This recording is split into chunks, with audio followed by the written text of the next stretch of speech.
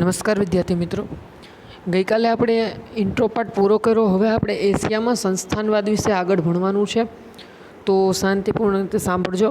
England ભારતમાં પગદંડો જમાવ્યા પછી ભારતના પાડોશી દેશો જેવા કે શ્રીલંકા, મ્યાનમાર એટલે કે બર્મા અથવા તો બ્રહ્મદેશ તરીકે જે ઓળખાતો એ, સિંગાપુર અને મલાયામાં પણ સામ્રાજ્ય સ્થાપ્યું હતું.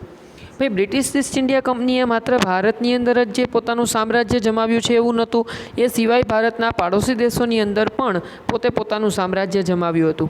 ઇંગ્લેન્ડને આગળ વધી અને ચીનમાં પ્રવેશ કર્યો, પરંતુ અફીણના વેપારના કારણે ઇંગ્લેન્ડ અને ચીન વચ્ચે યુદ્ધ થયું. મિત્રો, ચીનની અંદર પણ બ્રિટિશ ઈસ્ટ ઇન્ડિયા કંપની વેપાર કરવા માટે ગઈ, પણ અફીણના વેપારમાં બે કોમ્પિટિશનમાં હતા અને એના કારણે બેની વચ્ચે યુદ્ધ થયું છે. બરાબર, જેની સાલ પણ આપેલી છે ઈસવીસન 1839-42. ઓકે, 39 થી 42, જે ઇતિહાસની અંદર અફીણ વિગ્રહ તરીકે જાણીતું થયું. મોસ્ટ ટાઈમ બી આ વસ્તુ વારંવાર પૂછાયેલી છે મિત્રો, કે અફીણ વિગ્રહ તરીકે ભારત અને ચીન વચ્ચે થયેલું યુદ્ધ કયા સમયગાળા દરમિયાન થયું હતું? તો 1839 થી 42. ઓકે, તે અફીણ વિગ્રહના નામે જાણીતું બન્યું છે.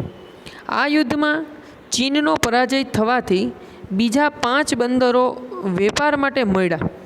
બરાબર છે, આ યુદ્ધમાં ચીન પરાજિત થયું અને ઇંગ્લેન્ડ જીતી ગયું, એટલે એ સિવાયના બીજા 5 બંદરો, બરાબર, દરિયાકાંઠાના વિસ્તારો જે છે એ ઇંગ્લેન્ડને મળ્યા અને ઇંગ્લેન્ડની સત્તામાં વધારો થયો. ચીનની નબળાઈનો લાભ લઈ અને Japan, Russia, Germany, France, Belgium અને અમેરિકાએ પણ વેપારી અને રાજકીય અધિકારો મેળવ્યા હતા.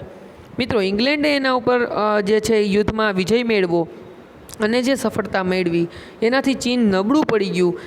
જે ચીન જે છે એની તાકાત ઘટી, એટલે ત્યાં જેમ ઇંગ્લેન્ડે પોતાની સત્તા સ્થાપી, એમ સાથે સાથે Japan, Russia, Germany, France, Belgium અને અમેરિકાએ પણ ત્યાં વેપારી મથકો સ્થાપવા અને વેપાર કરી અને ચીનના ભોગે પોતાના દેશને ધનવાન બનાવવાનો પ્રયત્ન કર્યો. પશ્ચિમ એશિયાના રણ વિસ્તારની અંદર વિપુલ પ્રમાણમાં નીકળતું ખનિજ તેલ યુરોપીય પ્રજાઓ સંસ્થાનો સ્થાપવા માટે આકર્ષાયા હતા. ખનિજ તેલ જે છે એનો વેપાર કરી અને કરોડો રૂપિયા કમાવા માટે થઈ અને ત્યાં આગળ જે છે યુરોપના દેશોના લોકો જે છે એ વેપાર કરવા માટે એ એરિયાની અંદર ઈચ્છુક હતા. England, Germany, Russia, America, Iran, Iraq, Kuwait, Saudi Arabia અને બહેરીનમાં તેલ કંપનીઓ સ્થાપી અને પોતાના હિતો જાળવવાના પ્રયાસો કર્યા હતા. ઓકે, તો ખનિજ તેલનો ઉપયોગ કરી અને ખનિજ તેલમાંથી બનતી વસ્તુઓ, રિફાઇનરીઓ અને વગેરે સ્થાપી અને ખનિજ તેલના આધારે જે છે એ ધનવાન બનવાનો પ્રયત્ન કરવામાં આવ્યો. મિત્રો, ત્યાર પછીની વાત કરીએ છીએ તો કે આફ્રિકામાં સંસ્થાનવાદ. ઉપર આપણે જોયું એશિયામાં કઈ રીતે જે છે એ સંસ્થાનવાદ શરૂ થયો, કઈ રીતના ચીન જે છે એના મહત્ત્વના સ્થળો જે છે એ લઈ લેવામાં આવ્યા અને ઇંગ્લેન્ડ જે છે એ કઈ રીતના સમૃદ્ધ બનતું ગયું. ભારતની સાથે સાથે એશિયાની અંદર આવેલા બીજા અન્ય પાડોશી દેશોમાં પણ એણે પોતાની હુકુમત સ્થાપેલી છે. હવે એવી જ રીતના આફ્રિકાની વાત કરીએ તો 15મી સદીના અંત ભાગમાં આફ્રિકાના દક્ષિણ ભાગમાં 15મી સદીના અંત ભાગમાં, એટલે જ્યારે 15મી સદી પૂર્ણ થવા આવી હતી એ સમય દરમિયાન મિત્રો ભારતમાં જે છે ઇંગ્લેન્ડ પ્રજા હતી, એમ આમાં પણ બીજી અલગ અલગ પ્રકારની પ્રજાઓ જે છે એ આવશે. જોતા જજો એક પછી એક.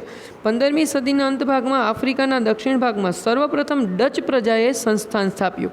ઓકે, ડચ લોકો ભારતમાં પણ વેપાર કરવા આવ્યા તો આપણને ખ્યાલ છે. ત્યારબાદ ઇંગ્લેન્ડે કેપમાં અને ફ્રાન્સે ઉત્તર આફ્રિકાની અંદર અલ્જીરિયામાં વેપારી મથકો સ્થાપ્યા. કેપમાં એટલે કેપ ઓફ ગુડ હોપ આપણે જાણીએ છીએ. ઓકે, દક્ષિણ તરફ, આફ્રિકાનો દક્ષિણ છેડો. ઔદ્યોગિક ક્રાંતિને કારણે કાચા માલની પ્રાપ્તિ અને તૈયાર માલના વેચાણ માટે આફ્રિકાનો વિશાળ વિસ્તાર વધારે અનુકૂળ જણાતો હતો. ઉદ્યોગોની અંદર ક્રાંતિ લઈ આવવા માટે, ઉદ્યોગોનો વિકાસ કરવા માટે, ઉદ્યોગો દ્વારા નફો કમાવા માટે એ સમયની અંદર કાચા માલની પ્રાપ્તિ અને તૈયાર માલના વેચાણ માટે આફ્રિકા એક એવી જગ્યા હતી કે જે એક બહુ મોટો પ્લેસ જે છે એ સાબિત થઈ શકે એમ હતો અને ત્યાં અનુકૂળતાઓ વધારે જણાતી હતી. યુરોપિયન દેશોના સંસ્થાનો સ્થાપવા માટે અહીં સ્પર્ધા શરૂ થઈ. બેલ્જિયમના રાજા લિયોપોલ્ડે કોંગોનો વિશાળ પ્રદેશ કબજે કરી લીધો અને પોતાની સત્તા સ્થાપી. ઇંગ્લેન્ડે ઇજિપ્ત, પૂર્વ આફ્રિકાના કેટલાક વિસ્તારો તેમજ દક્ષિણ આફ્રિકાના પ્રદેશો પોતાના મથકો સ્થાપ્યા. ફ્રાન્સે શું કર્યું તો કે ટ્યુનિશિયા, મોરોક્કો અને પશ્ચિમ આફ્રિકાના પ્રદેશોમાં પોતાનું રાજ્ય સ્થાપ્યું. જર્મનીએ પૂર્વ તથા પશ્ચિમ આફ્રિકાના કેટલાક પ્રદેશોમાં પોતાનું સામ્રાજ્ય વિકસાવ્યું. ઇટાલીએ રાતા સમુદ્રની આજુબાજુના આફ્રિકાના પ્રદેશો કબજે કરી લીધા. સ્પેન અને પોર્ટુગલે પણ આફ્રિકાના કેટલાક પ્રદેશોને કબજે કર્યા. આ પ્રાદેશિક વિસ્તારોને મેળવવાની સ્પર્ધા વચ્ચે બર્લિન ખાતે યુરોપિયન રાજ્યોની એક પરિષદ મળી. હવે મિત્રો જોવાની ખૂબી કેવી છે, આફ્રિકાને બધી જ વિદેશી પ્રજાઓએ અલગ અલગ રીતે પોતાના સંસ્થાનો સ્થાપવા માટે હુકુમત નીચે લઈ આવી દીધું. અને હવે આ બધા ભેગા થઈ અને નક્કી કરશે એવું કે કોણે ક્યાં કેવી રીતના વેપાર કરવો. બરાબર, એટલે જે મૂળભૂત એના જે છે એ ઓથોરિટી જેની હતી, જેનો દેશ હતો, એ લોકોનું અસ્તિત્વ જે છે એ જે ઘટતું ગયું અને વિદેશી પ્રજાઓનું અસ્તિત્વ વધતું ગયું. અને સમય એવો આવ્યો કે એટલી બધી વિદેશી પ્રજાઓ આફ્રિકાની અંદર પોતાના ભાગ જે છે એ બનાવીને બેસી ગઈ કે હવે એ લોકો ભેગા થઈને નક્કી કરે છે કે હવે શું કરવું છે.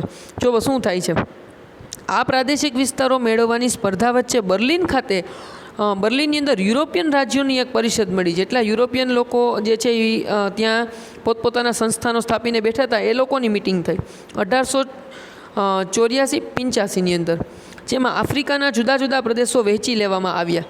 બરાબર છે કે ભાઈ દરેકના વિસ્તારો નક્કી થઈ ગયા, જેથી કરીને એકબીજાના વિસ્તારોમાં એકબીજાને કોમ્પિટિશન નડે નહીં. આ પ્રમાણે સમગ્ર આફ્રિકાની અંદર યુરોપના વિવિધ દેશોનું સામ્રાજ્ય સ્થાપવામાં આવ્યું હતું. ઓકે, એટલે આ રીતના યુરોપના અલગ અલગ દેશો આફ્રિકાની અંદર જઈ અને પોતે હુકુમત કરવા લાગ્યા. એક તરફ યુરોપના સંસ્થાન ભૂખ્યા રાષ્ટ્રો, બરાબર, યુરોપના જે દેશો હતા એ બધા લોકો એવા જ હતા કે જે પોતાની સત્તાઓ અને સામ્રાજ્યને વિસ્તાર કરવા માટે, પોતાની સત્તાઓને લંબાવવા માટે સતત પ્રયત્નશીલ હતા. તો આફ્રિકાના પ્રદેશો ઉપર પોતાના સંસ્થાનો સ્થાપી અને સ્વહસ્તક કરવા માગતા હતા. ત્યારે બીજી બાજુ જર્મની અને ઇટાલી એકીકરણ થયું. હવે જર્મની અને ઇટાલી એ બે પોતે જે છે એ એક થઈ જાય છે. બરાબર, હવે એ બે એક થઈ જશે એટલે તાકાત વધશે બેયની. તેથી જર્મનીએ ઔદ્યોગિકરણ, વ્યાપારીકરણ અને સંસ્થાનીકરણની હરીફાઈમાં ઝંપલાવ્યું. આમ ઝડપી બદલાતા જતા પ્રવાહો આ દેશના રાજકીય અને આર્થિક તેમજ સામાજિક શોષણ કર્યું હતું. મિત્રો, આ રીતના એક પછી એક વિદેશી પ્રજાઓને યુરોપના દેશો જે છે એણે આફ્રિકાની અંદર સંસ્થાનો સ્થાપવા લઈ ગયા અને આફ્રિકાને નબળું કરતા ગયા. છેવટે આપણે જોયું કે ભાઈ જર્મની જે છે એનું એકીકરણ છે ઇટાલી સાથે થયું અને એના કારણે જર્મની પણ આ હરીફાઈમાં જોડાઈ ગયું.